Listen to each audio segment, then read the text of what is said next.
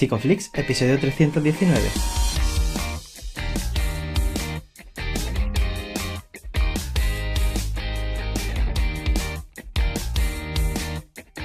Bienvenidos a Psicoflix, un podcast para psicólogos y psicólogas, un podcast donde entre todos buscamos ser cada vez mejores profesionales de la psicología.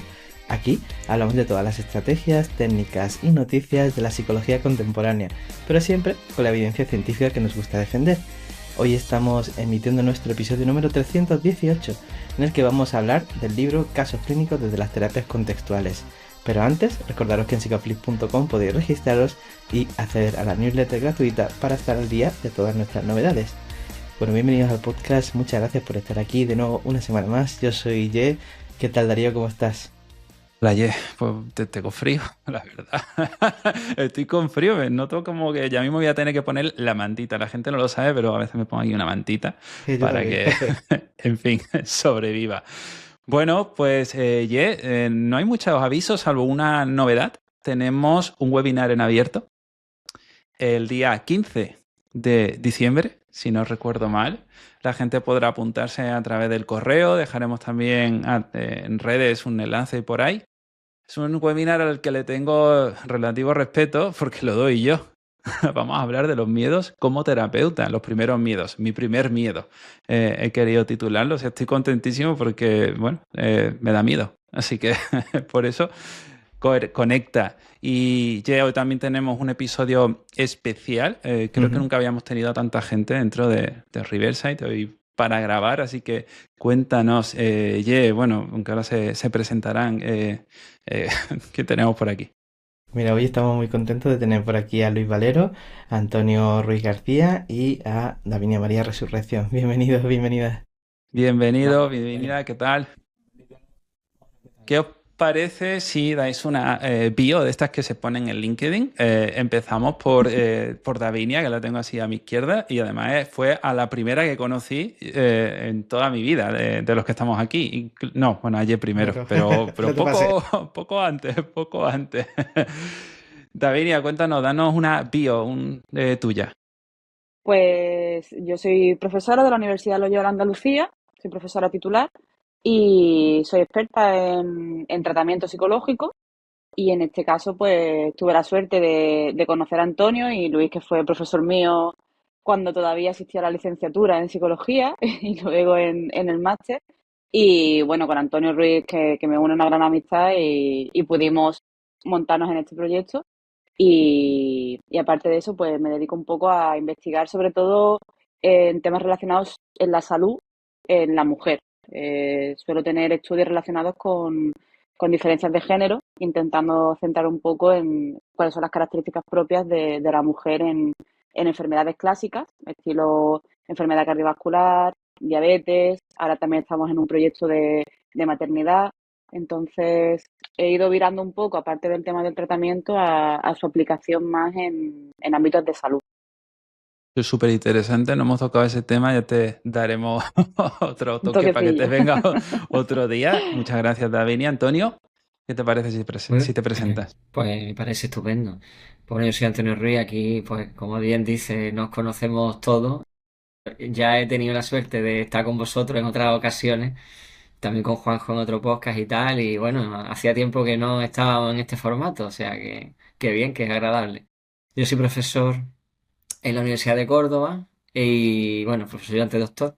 Y dentro de las cosas que me dedico en investigación, pues bueno, aparte de una línea así más larga en el tiempo de fobias específicas, que hemos hablado otras veces de esto, aquí en Psicoflip, pues también llevo ya mucho, pues no lo sé, pues ya llevaré 10 o 12 años o los que sean, ya he perdido la cuenta también, con el tema de las terapias contextuales, pues en fin, en clínica, haciendo formaciones, haciendo, bueno, pues casos y artículos y tal sobre instrumentos de evaluación en las terapias contextuales.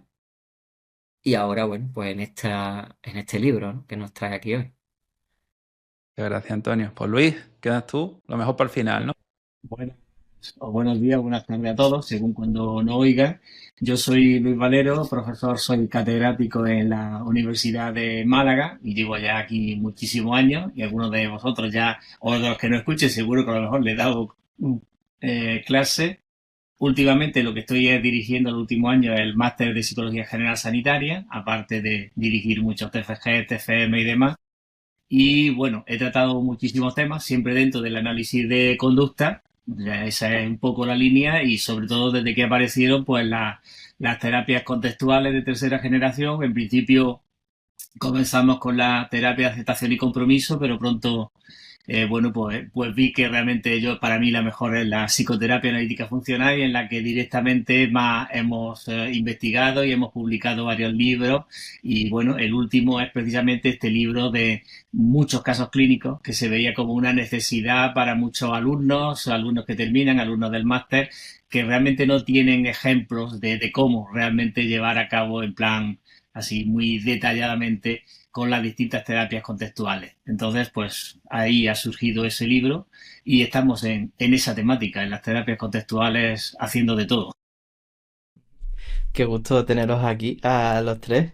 Luis nos dio clase, Antonio ya estuvo también en el podcast en el episodio 31, o sea, los comienzos de Psicoflip, y Davinia ya está unida con Darío también desde los inicios universitarios, y es un gusto que estéis aquí, así que muchas gracias por hacernos un hueco los tres para estar aquí. Y pensaba en esto último, ¿no? Que has dicho, Luis, acerca de la necesidad de este libro, ¿no? ¿Qué carencia clínica crees que viene a cubrir este libro? ¿Y por qué, no? Ahora, en este preciso momento. Mm. Bueno, pues precisamente la práctica, yo creo que ya van casi 30 años de las terapias contextuales, se llamaba la tercera generación, luego se le cambió el nombre de lo de terapias contextuales para distinguirlas un poco, pero claro, desde que comenzaron en los años 90 ya han pasado más de 30 años y han tenido toda una evolución, toda una serie de cambios. Y la cuestión es que hay muchos manuales, se han ido, bueno, perfeccionando, cambiando los distintos tipos de terapias. Hay manuales que se pueden aprender, se pueden ver, pero sin embargo luego en sí no aparecen. Los casos clínicos difícilmente aparecen en las revistas, no se publican cosas así de caso único y tal, porque no lo aceptan. Y entonces realmente los alumnos cuando quieren aprender pueden ver el manual, pero decir, bueno, en detalle cómo se hace esto, cómo se hace esta técnica, cómo se hace este diálogo, esa interacción.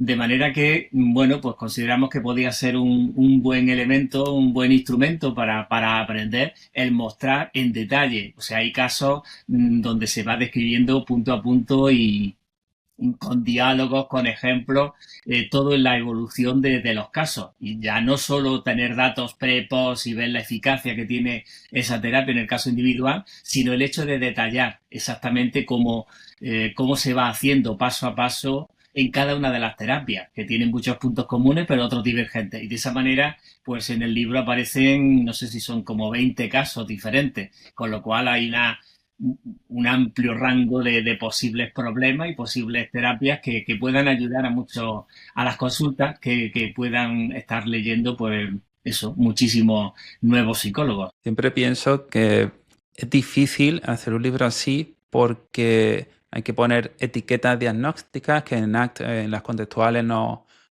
se manejan, pero claro, hay que venderlo, hay que enseñarlo, la gente tiene que entenderlo. Es una de las dificultades que me imagino, pero seguro que hay más, así que Davinia, cuéntanos si te parece, qué dificultades habéis podido encontrar, has encontrado tú personalmente a la hora de construir este libro. Una de las dificultades que teníamos era esa, ¿no? La de los diagnósticos. De hecho, le dijimos a los autores, por favor, vamos a evitar usar una etiqueta DSM, pero es cierto que el lenguaje común nos invita un poco a tratar de poner por ahí qué problemática, ¿no? Traen normalmente los usuarios. Entonces, pues, mover un poco la etiqueta diagnóstica más a sintomatología y que eso no se nos vaya mucho de palabras, ¿no? El intentar describir un caso clínico de una manera breve, pero con la información suficiente como para que el lector pueda entender y pueda tener un poco en mente, ¿no? Que era lo que estaba trabajando el profesional en ese momento, es una de las grandes dificultades de los libros de los casos clínicos. De hecho, yo me lo encuentro, ¿no? También en las clases, cuando le intentas poner ejemplo a los alumnos y les das un folio y poco de la información, te dicen, pero es que a mí me faltan cosas. Y dices, claro, porque cuando tú estás trabajando con un usuario ya lo has conocido durante muchas horas y esas horas no se pueden transcribir en un folio. únicamente, ¿no? De tamaño. Entonces, esa dificultad, la del diagnóstico, la de conseguir resumir, pero dando la información suficiente, y sobre todo el poder dar también unas pinceladas teóricas iniciales para que la persona que lo esté leyendo pueda ver en qué modelo de las contextuales se está trabajando para que luego tenga sentido cuál es el desarrollo y la evolución que está teniendo el caso. Además, no siempre tenemos la suerte de tener datos pre-post con los mismos instrumentos o pensando o sabiendo que ese caso va a ser, perdonadme la explicación, ¿no? Entre comillas, del caso perfecto. El caso ideal que te dices, ostras, esto tiene una sintomatología tan buena que luego de aquí debería de salir un caso clínico que pudiéramos utilizarlo. Entonces, ahí radica un poco la complejidad de hacer casos clínicos, de saber cuándo te vas a encontrar con un caso de verdad. Que pensaba en esto que decías de la sintomatología de Avinia, ¿no? Y el índice muestra como un amplio recorrido entre ansiedad, obsesiones, depresión, psicosis, problemas de pareja, ¿no? ¿Cuál ha sido para vosotros el criterio eh, para elegir esas morfologías y no otras, ¿no? A la hora de establecer este libro.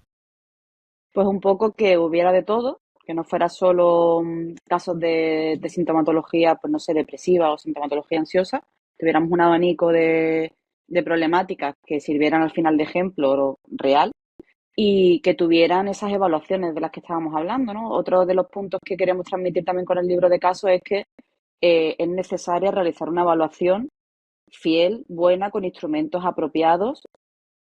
Es otra de las cosas que también transmitimos mucho en la docencia, tanto en grado como en posgrado.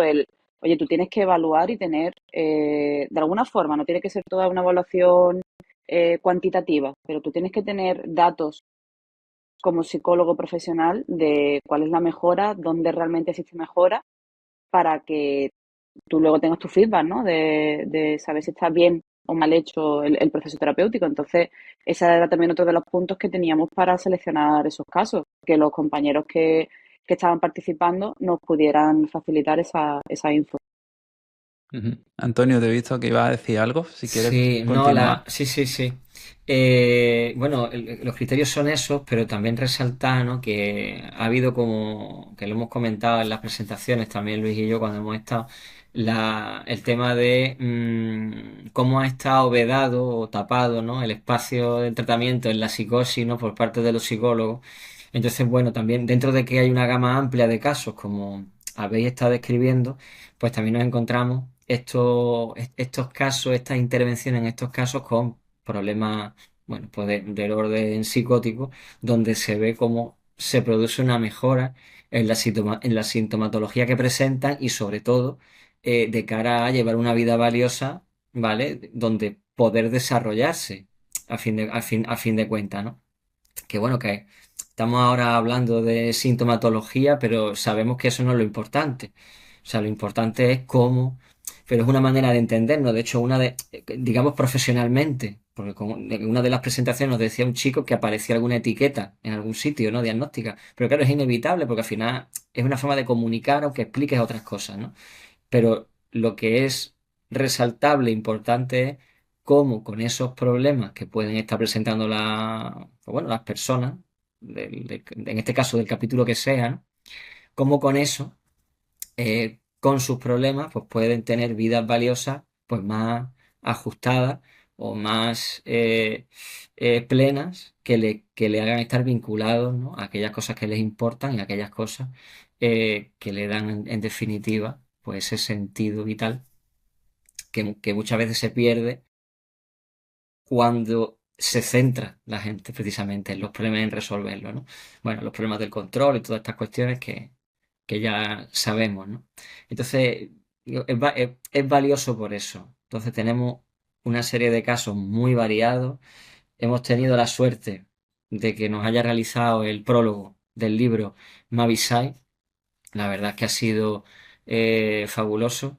Que bueno, para quien no lo sepa a esta altura, que yo creo que todo el mundo lo sabrá, prólogo, unas palabras pues muy amables resaltando precisamente la aplicabilidad, la utilidad e incluso, bueno, lo dice ella, no lo digo yo, pero bueno, la pericia a la hora de presentar, ¿no? Los casos que se encuentran, ¿no?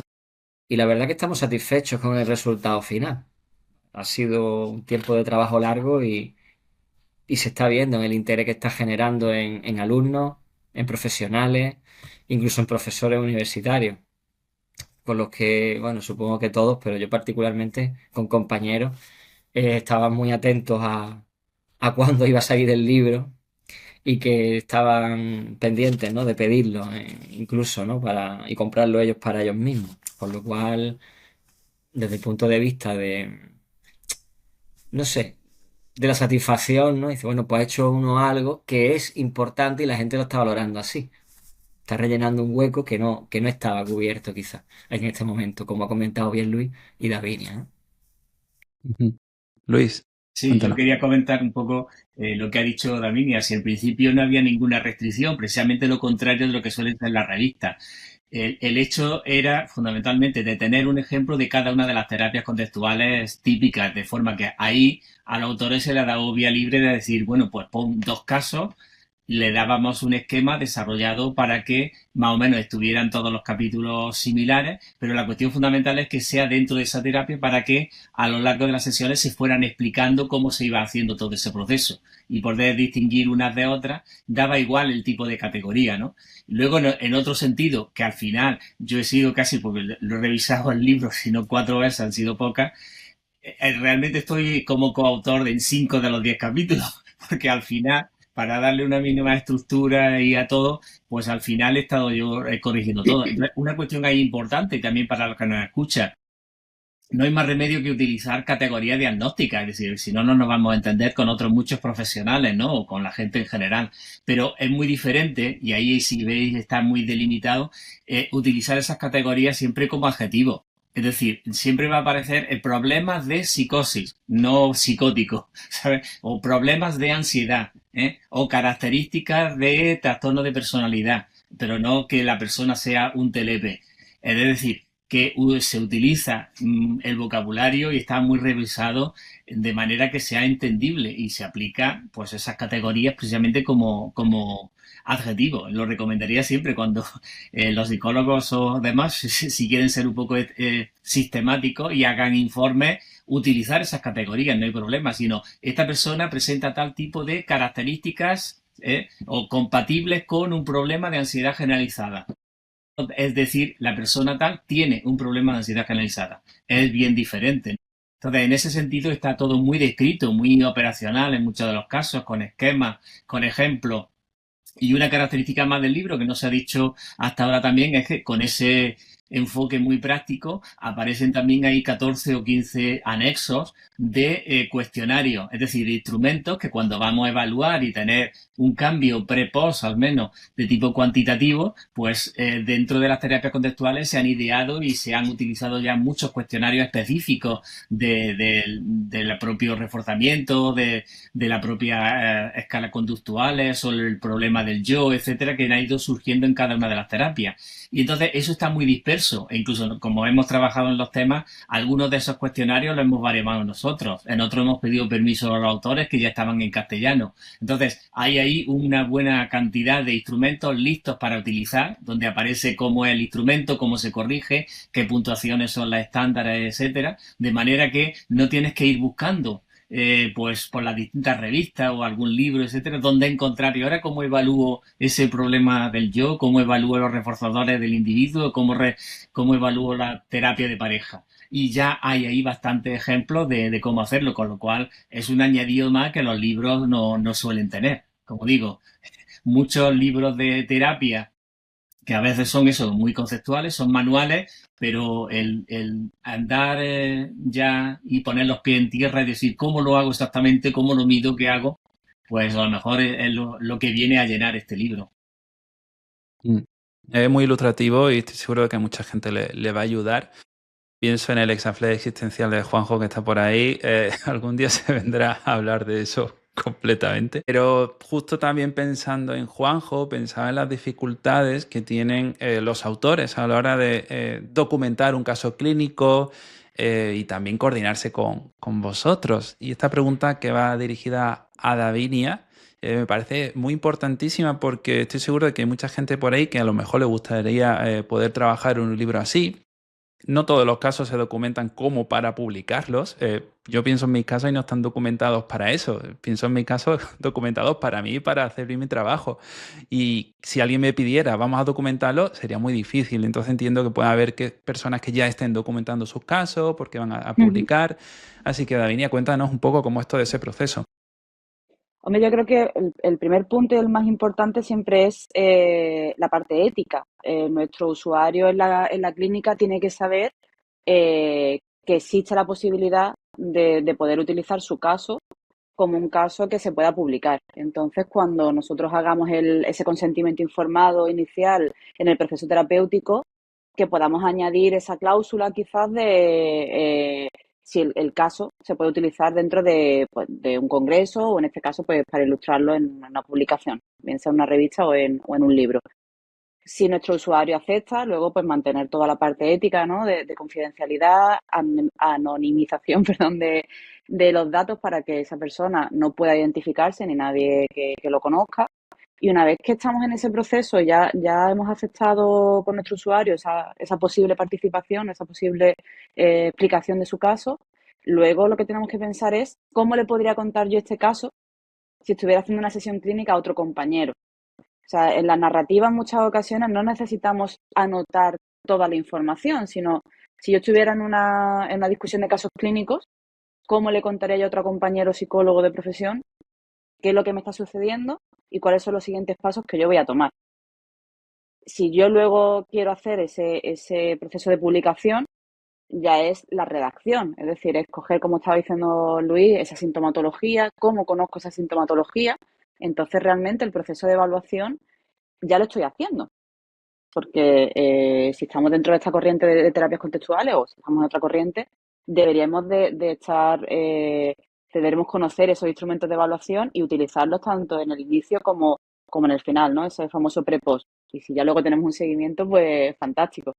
Pero la realidad es que para poder tener esa información, yo estoy convencida, Darío, de que si tuvieras que contarnos algún caso en una sesión clínica, sí podrías. O sea, sí tienes toda la información necesaria para luego poder hacernos ese dibujo del usuario. Otra cosa son las notas que tenemos nosotros, que nada más que entendemos, ¿no? Que son 4 garabatos rápidos que son totalmente inteligibles para los demás. Pero Bueno, estaba, no es tan estaba difícil, pensando, ¿no?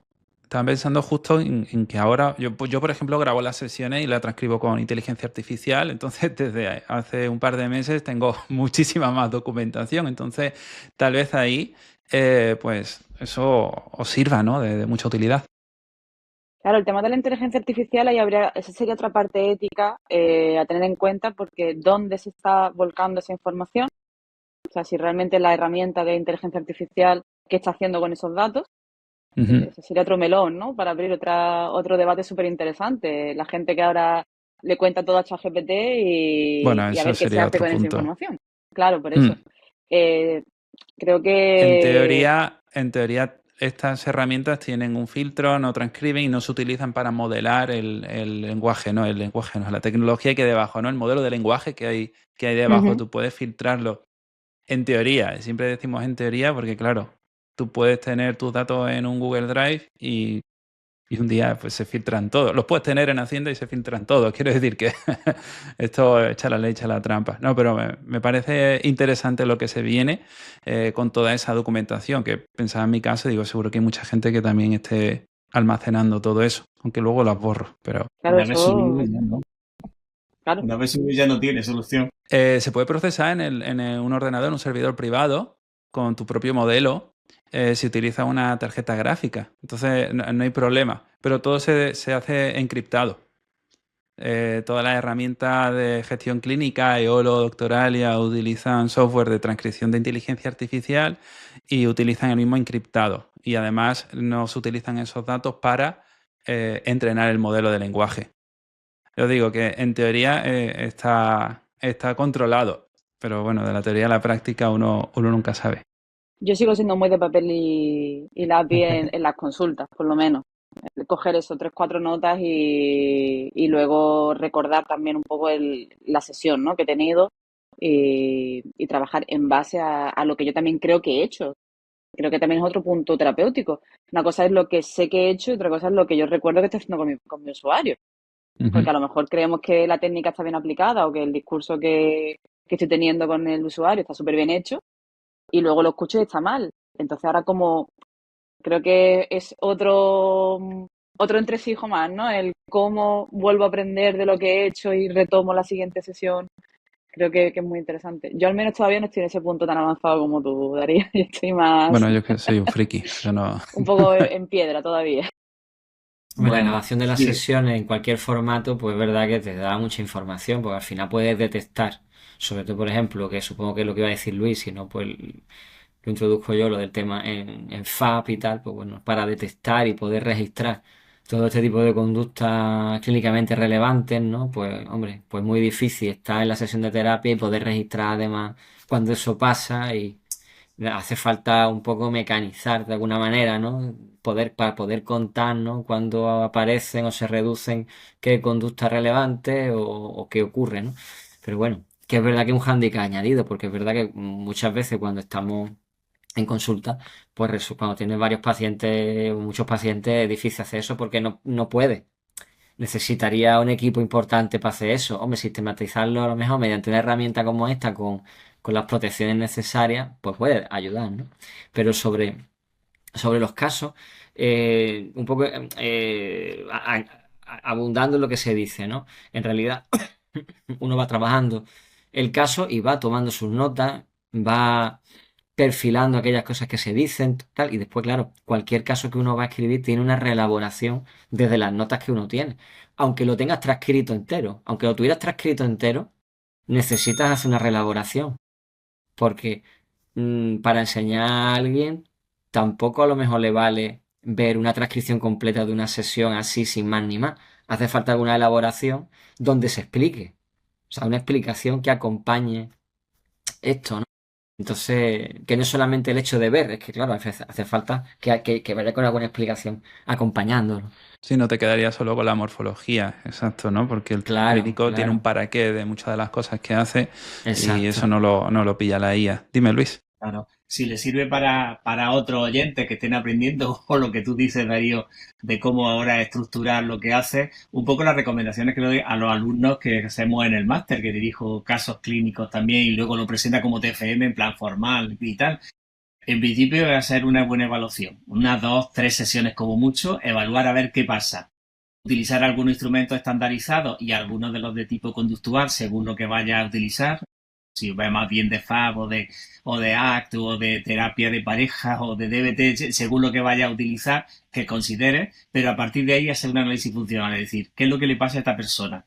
Es decir, hacer un análisis del caso. ¿Cuáles son las variables fundamentales? O sea, que si ves que es una cuestión de evitación experiencial muy clara o es una cuestión más bien de problema de intimidad, pues a lo mejor te va más bien FAB que ACT, ¿eh? O ves que fundamentalmente hay ahí una serie de pensamientos encadenados, continuos, a lo mejor DBT te puede ir muy bien. Es decir, yo para mí no todo sirve para todo. Entonces, lo primero es hacer una buena análisis funcional y a partir de ahí decidir entonces el tratamiento que hace. Una vez que hemos hecho y hacemos un poco esa tutorización de la evaluación y se han aplicado, vemos resultados y bueno, pues le puede ir muy bien, vamos a ver activación conductual, porque ¿para qué te vas a meter en cosas más complicadas cuando este problema depresivo y en 5 sesiones se ha resuelto? Comienza el tratamiento y lo que siempre recomiendo es hacer un resumen de cada sesión, siempre. Es decir, se puede grabar y efectivamente, si luego podemos sacar análisis, hacer un resumen de cada sesión y aplicar algún tipo de cuestionario típico, por ejemplo, por de instantánea vital, algún tipo de valoración que te permita día a día, sesión por sesión, y teniendo los datos de cómo va evolucionando. De manera que no las cosas no dependan también de tu opinión. Uy, qué bien ha salido esta sesión, ¿no? No, es muy bien. Y entonces, y a lo mejor te estás equivocando. Sino que tengas datos en la mano, sesión por sesión, cómo va evolucionando. Y cuando veas que ya va y va cambiando la cosa y tal, volver a hacer de nuevo la evaluación. Entonces, cuando tienes todo eso, el alumno ya se mete, se coge, como tiene todos los resúmenes de todas las sesiones, y ahora vamos a estructurarlo. Claro, si tiene 20 sesiones, no va a describir las 20 sesiones. Vamos a intentar agrupar, entonces esa postproducción que dice Antonio, vamos a intentar agrupar a lo mejor la primera fase de evaluación. Ahora la primera fase donde vamos a tratar tales conductas por activación. ahora una tercera fase donde vamos a tratar, por ejemplo, pues pensamientos rumiatorios, cuestiones emocionales. Y una última fase, tercera, donde vamos a tratar en la sesión 8 a la 14, pues, por ejemplo, ya más de generalización a la vida cotidiana y planes de acción, etcétera. Y entonces, de esa manera se describe luego en un TFM, por ejemplo, que es lo más parecido a los casos clínicos publicados, pues cómo ha ido evolucionando todo con los datos post que se hacen. En algunos casos nos da tiempo a hacer incluso un seguimiento, a lo mejor a los 3 o los 6 meses, que estaría perfecto mejor para tener más seguridad, ¿no? Y ese sería un poco el formato, ¿no? Entonces, es hacer resumen de cada sesión y luego ya un poco estructurarlo todo. Hay bastantes publicaciones que te dicen exactamente cuáles son los apartados de los casos y tal. Un poco también lo que hicimos aquí para homogeneizar los capítulos y que si no cada uno escribe de su padre y de su madre y ya no es solo el estilo, sino el propio formato. Entonces le dimos a los autores una serie de formatos de cuáles son los apartados que tratar y de manera que más o menos todos los capítulos se parecieran. Y además, eso, 2 casos de cada tipo de terapia, no solo para que hubiera más variabilidad, no un solo caso ejemplificar, sino 2 casos y que se viera posibilidades, ¿no? De manera que hay, yo qué sé, en cualquier tipo de caso, desde pareja, en la terapia de pareja hay uno que es de porque se meten mucho los suegros y en otro porque hay una infidelidad. O sea, ver variedad, ¿eh? De manera que ese es un poco el propósito, de que haya mucha variedad de casos y que sirvan a los alumnos. Bueno, y profesionales, claro, que quieran meterse en estos temas. Yo, si me Cuéntanos. permitís, creo que es una cosa que hemos echado mucho en falta, todos desde que empezábamos a estudiar y ahora que nos estamos dedicando a la profesión, y es como esa desvinculación que existe en el imaginario de la gente de una cosa es investigar y otra cosa es la práctica clínica. Y la realidad es que estos casos clínicos son investigación y la investigación tiene que revertir en un caso clínico, ¿no? En una aplicación clínica. Entonces, eh, esta idea de que no tenemos que hacer las cosas bien, ¿no? O de que mientras que el usuario salga bien o se dé el alta, pues ya está, debería de eliminarse también un poco, ¿no? Que cuando estemos en la consulta, primero nosotros estemos actualizados, pero ¿cómo nos actualizamos también? Pues gracias a este tipo de casos clínicos. Entonces, el uso de este manual también para profesionales, como decía Luis, ¿no? De tener instrumentos que se puedan utilizar, que ya están validados, que en ocasiones sabemos que el usuario está mejorando, pero no tenemos un instrumento porque lo desconocíamos. O lo conocemos porque al final tiramos de nuestra red de compañeros de profesión y le preguntamos, ¿y tienes un cuestionario de calidad de vida? ¿Tienes un cuestionario de satisfacción vital? Es importante tener un sitio al que poder acudir, que está bien hecho en el sentido de que está validado, que está revisado por más de 2 pares, ¿no? En este caso, como decía Luis, él ha revisado algunos de los capítulos como coautor, pero además todos hemos revisado todos los capítulos y hemos revisado luego el manual en sí. El tener eso y poder transmitir también, tanto a los alumnos como a los profesionales, que la práctica clínica necesita de esto y que publicar casos clínicos es súper complicado. Y no debería de ser así, ¿no? Nosotros nos estamos poniendo palos en nuestra propia rueda de no querer publicar casos clínicos porque consideramos que no son relevantes para el avance científico. Y es, permitidme, ¿no? Es absurdo. O sea, es que un caso clínico bien hecho, en este sentido, ¿no? Bien explicado, bien aplicado con sus instrumentos, salga o no salga. Tenemos algunos casos que aparecen en el manual en el que los usuarios abandonan o que no hemos podido realizar la evaluación post en el momento en el que nosotros o los autores han considerado oportuno. Es que esa es la realidad clínica. Y eso también se tiene que transmitir. O sea, ¿qué hago cuando se me va un usuario en una sesión 18 o 20 y no me ha dado tiempo a cumplir, ¿no? El proceso? ¿Cómo lo explico yo también? Creo que es muy importante y la publicación de este tipo de material para el avance de la psicología, para el avance de las terapias contextuales, es súper importante el poder reflejarlo. Hay un punto que no ha salido y que también es muy relevante, es que estamos acostumbrados, ¿no? O pensamos, ¿no? Pues ACT, activación conductual, DBT, no sé cuánto. Pero en el libro se han recogido también, en varios capítulos, la mezcla de las terapias. Entonces, claro, que no hay casos publicados por ahí como para ver cómo ver esa mezcla de terapias, ¿no? Con evaluaciones como estamos diciendo, ¿no? Entonces, claro, tenemos por un lado ese de mezclas, ¿no? También tenemos el FACT, ¿no? Que está por ahí, que está más protocolizado. pues sobre todo el valor, ¿no? Aparte de todas las terapias, digamos, singulares, donde se va trabajando con cada terapia, ¿no? Según, pues, o si es pareja, si son temas relacionados con personalidad, la DBT, si son problemas relacionados con la depresión, la activación conductual, bueno, en fin, etcétera, etcétera. Pero claro, obviamente que nos ciñamos más a una de las terapias, pero hay veces que es imposible, es que dentro del propio trabajo, pues es muy difícil no estar haciendo ACT y estar pendiente de algunas conductas clínicamente relevantes y moldearlas o hacer lo que sea con ellas, ¿no? Porque están apareciendo, entonces que no las obviamos, aparecen y están ahí, ¿no? Entonces, bueno, que también es un punto valioso, ¿no? Que no lo hemos resaltado todavía y que creo que es para tener en cuenta. Que no es el caso puro, ¿no? Que solemos decir muchas veces. Es que el caso puro es el que se publica. Es que la realidad no es pura, no es así. Mm.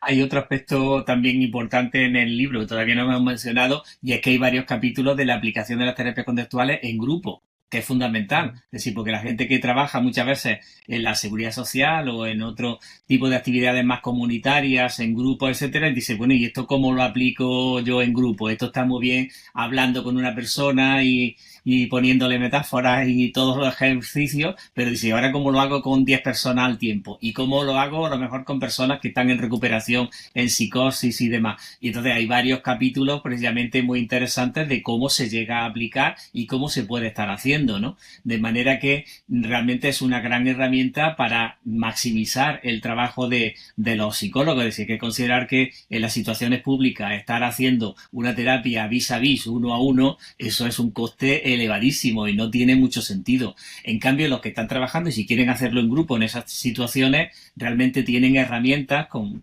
este tipo de ejemplos y que hay algún otro libro de las terapias contextuales aplicadas en grupo que realmente son muy beneficiosas porque ese psicólogo está aplicando al tiempo pues en personas con problemas de salud mental o grave o simplemente de problemas depresivos, incluso problemas preventivos a lo mejor en adolescentes, y lo pueden estar aplicando en grupo, ayudando a mucha gente al tiempo, con lo cual se adaptan, es que realmente se adaptan muy bien a esa aplicación en grupo y ahí aparecen varios ejemplos de cómo hacerlo. Qué bueno que digáis todo esto, ¿no? Y creo que es muy importante esto que decía Antonio sobre esa flexibilidad y esa riqueza en los casos, ¿no? Que también comentaba Davinia.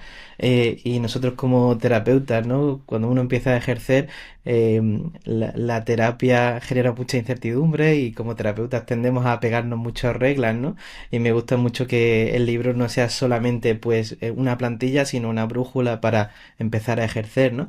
Y pensaba en qué cambios esperáis que tengan los lectores en su sensibilidad o en su forma de intervenir tras leer el libro, ¿no? ¿Qué desearíais que ocurriera tras la lectura? Yo fundamentalmente que le anime a aplicar esas terapias y que eso le lleve a los manuales y a enterarse bien y le lleve al análisis funcional.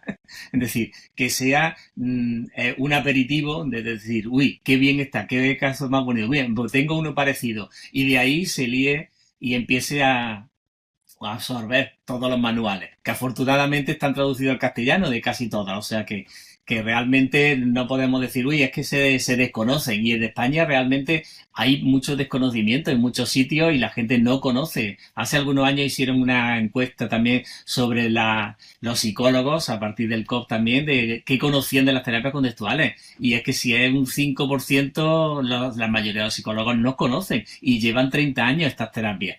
Es decir, conocen a lo mejor algo de ACT y muchos ya han metido el mindfulness y tal porque está más de moda, pero no saben de qué sentido ni para qué puede servir el mindfulness ni qué sentido tiene dentro de la terapia, ¿no? E incluso hay gente, o sea, hay psiquiatras, yo ya he visto algunos reportajes entrevistando a psiquiatras y tal, que te están diciendo que lo mejor es la aceptación, la contemplación y no hacerle caso a tus pensamientos, y no mencionan a ACT por ningún lado. Yo cuando he visto algunos de estos, digo, pero bueno, ¿cómo se atreve? Y te dicen todo eso como si fueran terapias psiquiátricas que ellos lo están sacando y tal, como novedad, lo que hay que hacer, que no hay que luchar contra los pensamientos, contra las emociones, que hay que...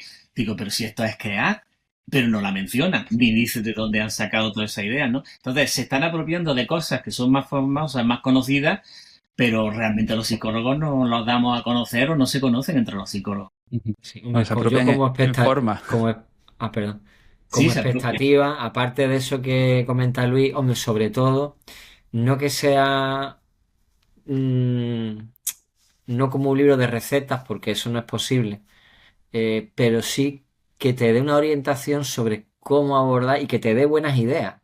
Creo que, porque creo que hay muy buenas ideas en el libro entre los diferentes capítulos y creo que si atendemos a las cuestiones funcionales vamos a encontrar muchas cosas en otros casos, aunque no sean similares a los que ahí aparecen, que nos puede dar buenas ideas para al final, que es de lo que se trata, hacer que mejoren, ¿no? Las personas en aquello que quieran mejorar o en aquello que quieran conseguir para su vida. Entonces, en ese acompañamiento, ¿no? En esa intervención. Esa, quizás muy pretencioso, yo qué sé, pero es lo que Ponemos me nuestro gustaría. granito de arena, ya está. Nosotros ponemos un granito de arena, Bueno, ya está. ¿Qué? bueno, pero que como han preguntado por esto, pues yo qué sé, pues ya me voy a tirar al barro. Como lo que me gustaría, pues me tiro al barro. Pues ojalá que sirva a mucha gente para tener buenas ideas, para aplicar cosas, ¿no? Y también ver en las terapias contextuales que hay opciones empíricamente validadas ya de mucho tiempo atrás, como decía Luis, ¿no? Que lleva 30 años, ¿no? Y todos los metaanálisis lo que dicen es que son muy efectivas las terapias. Entonces, pues la cuestión es esta, ¿no? Encontrar, ¿no? De alguna manera, tener esos recursos que te puedan servir pues, para tu aplicación clínica diaria.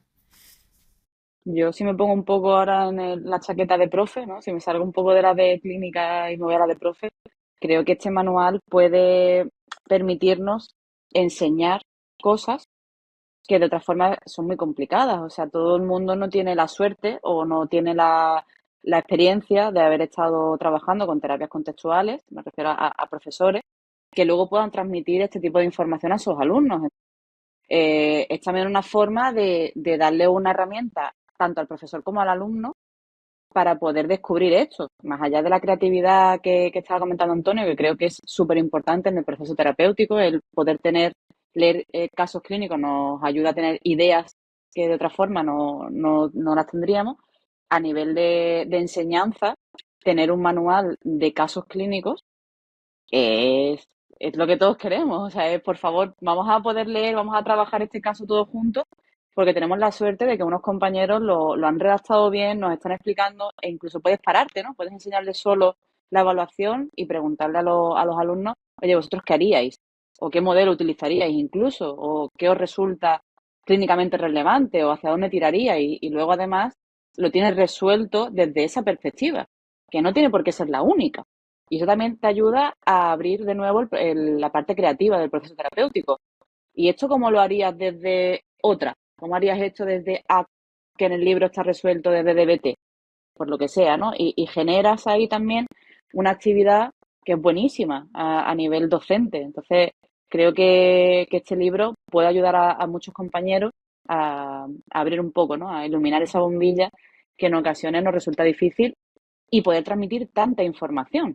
Que ya sabemos que también las horas de docencia son muy, muy reducidas para todo lo que queremos transmitir y ahí podemos llevarles a un manual que sabemos que está bien, que está en castellano, como estaba diciendo Luis, que al final muchas cosas actuales pues están escritas en inglés y los alumnos ahí pueden tener incluso una barrera, ¿no? En la transcripción, en el entendimiento de cómo se utiliza el lenguaje, que sabemos que es diferente el uso del lenguaje en inglés que en castellano. Entonces, creo que a nivel de docencia pues también nos puede servir mucho, ¿no? Y esperamos que los compañeros se animen a echarle un vistazo y a poder incluirlo en sus guías, ¿no? De docencia.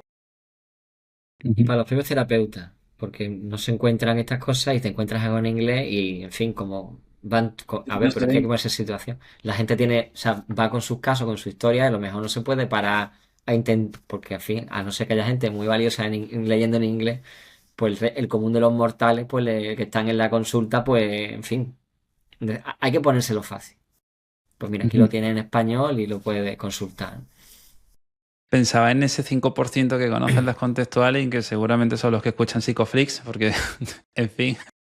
Y también pienso en los que no las conocen. ¿Este libro sería un buen libro para empezar en las contextuales? Si es que sí, luego os voy a preguntar por el siguiente libro que recomendaríais cada uno para seguir profundizando. ¿Qué Hombre, piensas, para Luis? comenzar, sí, yo creo que para comenzar eso, un alumno que esté en cuarto, o sobre todo que esté haciendo el máster sanitario y demás, que es un poco a donde está enfocado la gente que ya está practicando, pero todavía no sabe cómo llevar muy bien los casos, pues realmente es un inicio en ese sentido y sobre todo, despertar un poco la curiosidad con cada caso. Es decir, no es lo mismo coger un manual que puede estar muy bien escrito, y de hecho muchos están muy bien escritos, y leerte un poco cómo es, a leerte un caso donde viene un poco, pues, quiere decir, como, aunque no sea, pero una novela de misterio, ¿no? Donde te van contando, con lo cual la lectura es muy animada, o sea, es verdad, no es como un libro de texto más normal, que no, teniendo en cuenta que los alumnos últimamente no leen más allá de 5 páginas y además lo leen todo transversal.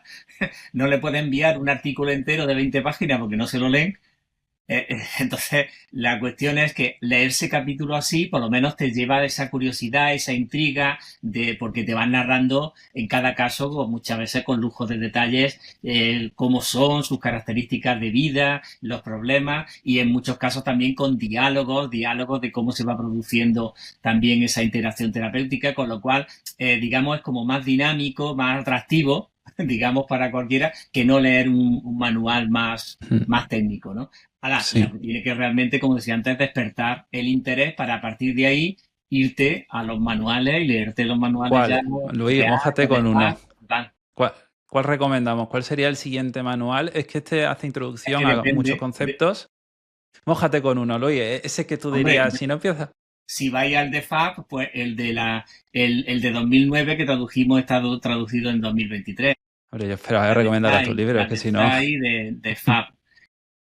Si vais a ACT, pues el de Hayes. El de Hayes también del 99, aunque está traducido en el 17, me parece. Que está Hayes Strossal, por ejemplo. De la DBT, cualquiera de los hay uno específico de DBT que es entrenamiento de terapeutas del DBT, mejor un poco que en el otro.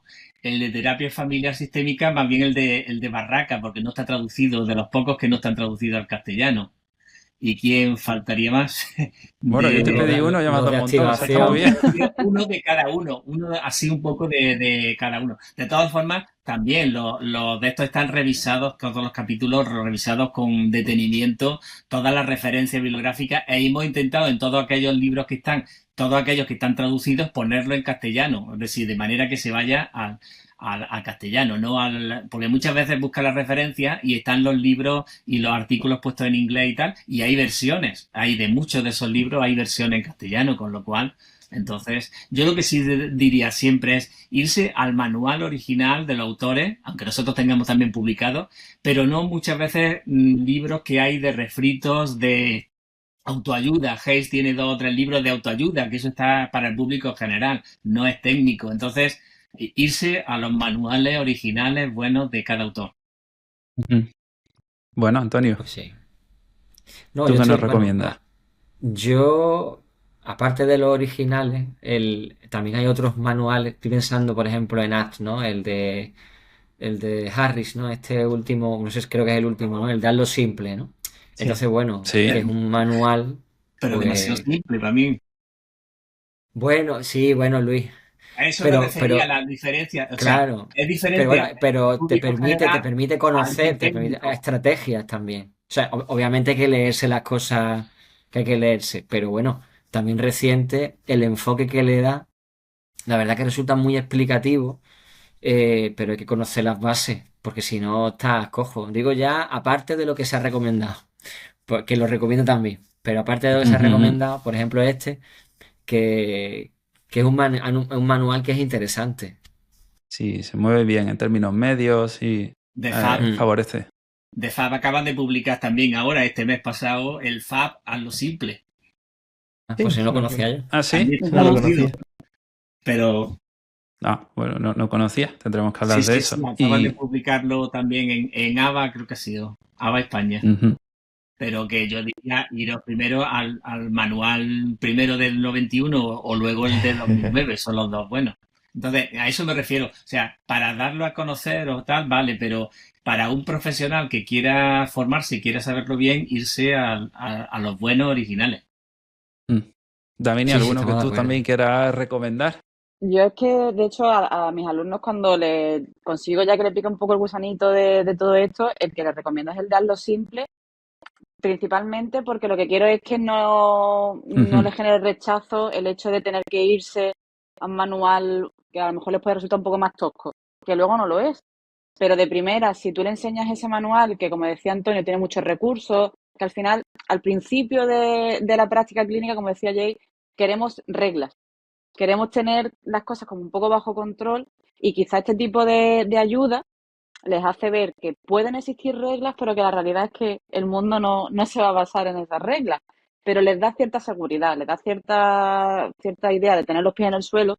Entonces yo les recomiendo el de hazlo simple. Cuando ya vamos viendo que les gusta, ya ahí vamos a esa parte más de la parte de la formación de máster o incluso ya de postdoc, que ya si nos vamos, como decía Luis, a los manuales originales, que al final el autor siempre es el que mejor te puede transmitir lo que quiere. Para no generar esa barrera, ¿no? Para ir abriendo un poquito la gusa, nuestro manual creo que puede ser un buen inicio para ir teniendo esas pinceladas de introducción teórica de cada uno de los modelos. Me va gustando, además veo que se aplica, como decía Luis, ahora este se aplica en grupo, ahora este se ha aplicado en una... Las de pareja, por ejemplo, son las que más llaman la atención, por lo menos en mis estudiantes. El hecho de, ¿se puede trabajar esto en una terapia de pareja? Y ahí ya le vas abriendo un poco la puerta. Vamos encontrando que les gusta, le abres un poquito la puerta y ya has metido el pie. Y ahí ya nos vamos convenciendo un poco de que pueden salir de lo más clásico o de lo que se suele vender más, ¿no? De lo que es más fácil vender porque es lo de siempre. Ese Russ Harris como primer caballo de Troya, ¿no? Para el acceso, ¿no?, de las contextuales. Estamos llegando casi al término final del episodio y me gustaría que, pues, que cada uno de vosotros, ¿no?, pues pudiera contarnos dónde os puede localizar, si os quieren consultar algo sobre lo que habéis comentado hoy acerca del libro y dónde pueden encontrar también el libro. Pues el libro está en todas las librerías. Entonces, físicas, digitales y tal. A mí particularmente, pues, bueno, me En pueden encontrar en la Amazon, la Universidad de Casa del Córdoba. Libro. Sí, bueno, pero no haga publicidad. En librerías de barrio, por favor, librerías de En la barrio. librería de barrio. No haga publicidad, no hagamos publicidad. Le pone un pi. Muy Claro que bien. Cuando lo sí. diga le pone un pi. Total, Si no, estáis la... si estáis en Dos Hermanas, está en la biblioteca pública. Se ha hecho una donación a la biblioteca Mira, pública de Dos Hermanas para que los qué estudiantes bueno. que están aquí en Dos Hermanas pues Ujú. puedan acceder al manual. Muy bien. Hombre, aquí en la UMA lo mismo. Yo todos los que van saliendo los pido en la biblioteca. O sea, al menos un ejemplar hay en la biblioteca también. En Pero Córdoba la cuestión también. importante es que por internet lo pueden conseguir en cualquier sitio. Vamos. Ujú. ¿Y dónde os pueden localizar a cada uno de vosotros para que os tengan a un clic si os quieren preguntar algo sobre el tema o cualquier otro tema relacionado? Ya si acaso ponéis las redes sociales o algo luego en algún texto, porque tal, pero bueno, en la Universidad de Córdoba, si ponen mi nombre y tal, aparezco por ahí y el correo, con lo cual que cualquier cuestión pues se puede hacer por ahí o por las redes sociales si después las ponéis en el pie de, ¿no? en fin, del vídeo o lo que sea en algún sitio, por ejemplo. Muy bien. En las notas estarán seguros. No sé si Ya, le ponemos las redes normalmente, Siempre, Ye, siempre, siempre. salen ahí abajo, ¿no? También. Siempre. Yo Así en soy. lvalero@uma.es estoy ahí siempre abierto el correo para cualquier consulta, cualquier cosa. Y para aquellos que no lo conozcan, por ejemplo, la red de ResearchGate, a la también. puerta de los investigadores en inglés, si os inscribís ahí, que eso es gratis, podéis acceder ahí a un montón de investigadores y yo en mi caso además, casi todo lo que son publicaciones abiertas, pincharlo y os podéis bajar el PDF, con lo cual tenéis acceso a un montón de artículos de las cosas que ya hemos publicado y hemos hecho en los cuestionarios y en casos, otros casos, etcétera, con lo cual tenéis acceso gratis a un montón de información si entráis en el currículum de cada uno de los investigadores. Lo digo porque lo mismo podéis entrar en Mavisei, entráis en el de Hayes y todo aquello que sea accesible lo podéis bajar de inmediato. O sea que si no lo conocéis, es una buena forma de acceso gratis a toda esta información. ¿Y En mi David? caso, igual, yo no sé si tengo la suerte o la desgracia de que hay pocas Davines Resurrección que investigan, entonces si me ponen en Google sale muy fácil, pero me pueden contactar por Twitter. Me niego a utilizar el nombre actual, para mí siempre va a ser Twitter. No, no nos bajamos de ese barco. Y en la página web de la Universidad Loyola también podéis encontrar, y de ahí hay un enlace a las publicaciones de mi perfil, a ResearchGate, ORCID, también os lo puedo, a los compañeros que no lo conozcan, aunque espero que haya muchos que sí, también pueden acceder a las publicaciones de muchísimos autores. Y en esa web, pues desde Loyola también podéis ver eso, ¿no? Todo el perfil, publicaciones, experiencia en proyectos, lo que se necesite, y contacta además con otros compañeros y otras publicaciones de otros centros universitarios, o sea que es otra puerta. Maravilloso. Pues dejaremos todo enlazado en las notas del programa para que la gente tenga tanto vuestros contactos como el libro a un clic. Y ha sido un placer escucharos y teneros aquí. Muchas gracias. Muchísimas gracias por vuestro interés. Estar con vosotros. Muchas gracias. Y muchas gracias a ti que estás escuchando este episodio. Si te ha gustado, recuerda suscribirte porque la semana que viene tendremos por aquí a Enric, que hablaremos de filosofía. Darío, hace mucha ilusión a mí también que esté aquí en el programa, Enric, así que os recomendamos que estéis por aquí. Enrique. Y nada más, que nosotros nos vemos el próximo jueves a las 8 de la tarde con un nuevo episodio aquí en psicoflip.com, en Spotify, en iTunes, en iVoox y en YouTube. Hasta luego. Hasta luego.